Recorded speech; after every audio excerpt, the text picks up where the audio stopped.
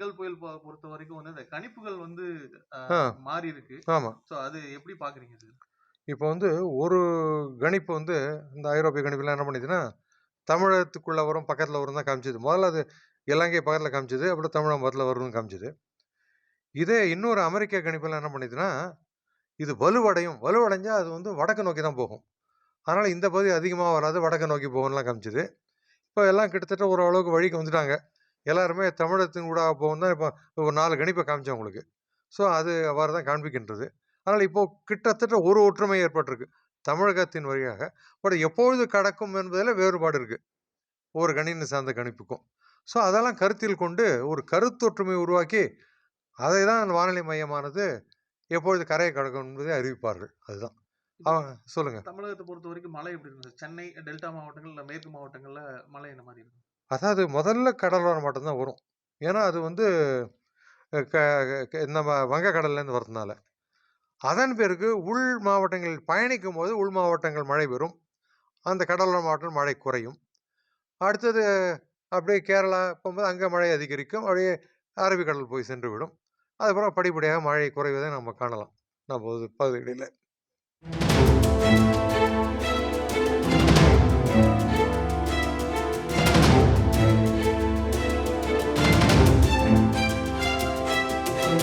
காலநிலை மாற்றம் என்பது நாம் ஏற்றுக்கொள்ளப்பட வேண்டிய உண்மை. காலநிலை மாற்றம்னா என்ன அப்படின்னு மக்களுக்கு தோணும். முன்பு இருந்ததை விட ஒரு 30, 40 வருடத்துக்கு இருந்ததை விட இப்பொழுது அந்த வெப்பம் என்பது ஒவ்வொரு பகுதியில் நகர பகுதியில் குறிப்பாக 2 அல்லது 3 டிகிரி அதிகமாகி உள்ளது. அதனால என்னென்ன பாதிப்புகள் ஏற்படும்? வேளாண்மையில என்ன பாதிப்பு ஏற்படும்? அடுத்தது பனி படலங்கள் என்ன பாதிப்பு ஏற்படும்? அதெல்லாம் தான் விளக்கினோம் இந்த இதில. சில உயிரினங்களுக்கான என்ன பாதிப்பு ஏற்படும்? அதெல்லாம் சொன்னோம். ஸோ மக்களுக்கு ஒரு புரிதல் ஏற்பட்டு அதன் மூலம் இதை எவ்வாறு கட்டுப்படுத்துவது? இல்லை அதை எவ்வாறு சமாளிப்பது என்பதை நாம் யோசிக்க வேண்டும். அதுதான். அதற்காக என்னென்ன உத்திகள் உண்டு என்பதை பற்றி தான் பேசினோம். அப்புறம் புதுப்பிக்கவல்ல எரிசக்தி அதிகமான பயன்பாடு இருக்க வேண்டும். புதிய தொழில்நுட்பங்கள், தூய தொழில்நுட்பங்கள், கரிமலவாய் குறைப்பது இதெல்லாம் தான் பத்தி பேசினோம். இந்த கோவை போன்ற பெருநகரங்கள்ல முன்னாடி இந்த காலநிலை மாற்றம் வந்து இப்போ ரொம்ப அதிகமா இருக்கு. ஆமா, கண்டிப்பா. ரொம்ப கூலிங்கா இருக்கும்னு சொல்லிட்டு இருந்தாங்க. ஆமா. இப்ப மத்த மதுரை மாதிரியான மாவட்டங்கள் மாதிரியான வெப்பம் இந்த ஊர்லயும் அதிகமா இருக்கு. அதுக்கு காரணங்கள் என்ன? அதாவது வனப்பழ பகுதிகள்லாம் இருந்த இடங்கள்லாம் இப்ப கட்டிடங்கள் வந்துருச்சு. ஸோ அதுதான் அந்த நகரமயமாதல் பிரதானமான காரணம். ஸோ அதை எவ்வாறு எதிர்கொள்வதுங்கிறது நம்ம வந்து கட்டிடங்களை எவ்வாறு வடிவமைக்க வேண்டும்? அதே மாதிரி வெள்ளை பூச்சை கொடுக்க வேண்டும். மேலே அந்த தளத்திலே வெள்ளை பூச்சை கொடுக்க வேண்டும். மாடி தோட்டங்கள் அமைப்பது நல்லது. எவ்வாறு ஏசி பயன்பாட்டை குறைப்பது?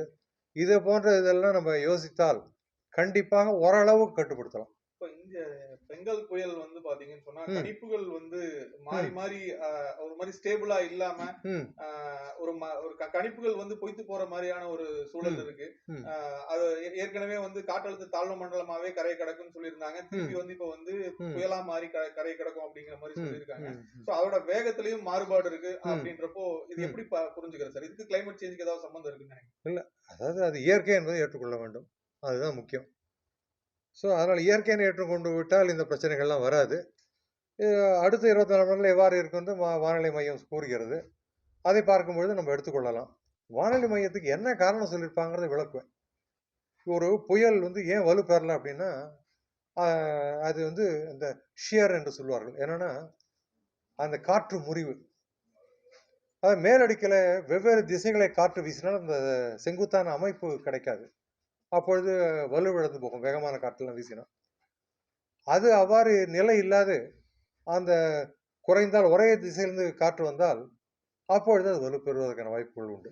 ஸோ இதெல்லாம் நம்ம யோசிச்சு பார்க்கணும். அடுத்தது வந்து ஒரு நிலப்பகுதிக்கு அருகே அண்மையிலே அந்த அளவுக்கு அது வலுவாகாது. காரணம் என்னன்னா அது உராய்வு விசைன்னு ஒன்று வரும் நிலப்பகுதிக்கு அண்மையில். ஸோ இலங்கை கிட்ட உருவாகும் போது அந்த பிரச்சனைலாம் இருந்தது. அடுத்தது அந்த நிலைமை தள்ளி தான் அது போச்சு. ஸோ அதனால கொஞ்சம் வாய்ப்புகள் அதிகமாச்சு. இப்போ நம்மை நோக்கி வருகிறது. ஸோ இப்போ ஒவ்வொரு கணிப்பையும் பார்க்கும்பொழுது எப்பொழுது கரையை கொடுக்கும் என்பதில் ஒவ்வொரு கணிப்புக்கும் மாறுபாடு இருக்கிறது. GFR என்று சொல்லக்கூடிய அமெரிக்க அதெல்லாம் உலகளாவிய கணிப்பு தான் எல்லாம். அதே மாதிரி ECMWF என்று சொல்லக்கூடியது எல்லாத்துலேயும் மாறுபாடு இருக்குது ஆக்சஸ் அதில். இருந்தாலும் இதை கருத்தொற்றுமை உருவாக்கி வானிலை ஆய்வு மையம் சொல்லும். ஸோ அதை கருத்தில் எடுத்து நம்ம பார்த்து கொள்ளலாம். அதுதான். இப்போ இந்த பெங்கால் புயல் பொறுத்த வரைக்கும் தமிழ்நாட்டுல மழை எப்படி இருக்குன்னு நினைக்கிறேன். இப்போ முதல்ல வந்து அது வட கடலோர பகுதிகளில் தான் கரையை கடக்கும். ஸோ வட கடலோர பகுதிகளுக்கு நல்ல மழை கொடுக்கும்னு எதிர்பார்க்கலாம். மிக கனமழை எல்லாம் போன்ற நிகழ்வு வருவதற்கான வாய்ப்புகள் உண்டு. அது தமிழகத்தின் ஊடக பயணிக்கும் போது உள் மாவட்டங்களுக்கு வரும். அடுத்து அரபிக்கடல் போகும்போது படிப்படியாக மற்ற மாவட்டங்களில் மழை குறையும். அப்படி எடுத்துக்கலாம். அரபிக்கடல் போனாலும் பூரணமாக நிற்காத மழை.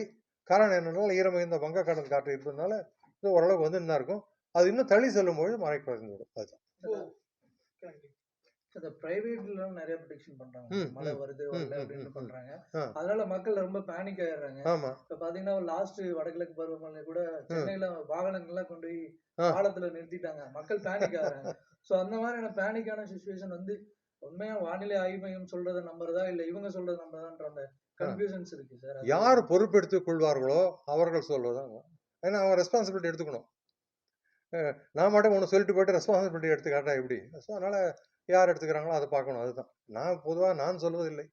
வானிலை மையம் என்ன சொல்றதோ சொல்லிட்டு இந்த குழப்பத்தை ஏற்படுத்துவதில்லை. அதுக்கு சொல்றேன். அதில் மற்றவங்களுக்கு கருத்துரிமை இருக்கு இந்த நாட்டில். அதுதான் நம்ம ஒன்றும் சொல்றதுக்கு இல்லை. அந்த காலநிலை மாற்றத்தை எதிர்கொள்ள மரங்கள் வளர்ப்பு எந்த அளவுக்கு கை கொடுக்குது? கண்டிப்பாக அதுதான் பிரதானமாக வைத்துக் கொள்ள வேண்டும். அடுத்த நீர்நிலைகளை பராமரிப்பு, நீர்நிலை அதிகப்படுத்துவது. ஸோ இதை செய்ய வேண்டும். அதன் மூலம் கண்டிப்பாக சுற்றுச்சூழல் அந்த வெப்பத்தை குறைக்கலாம்.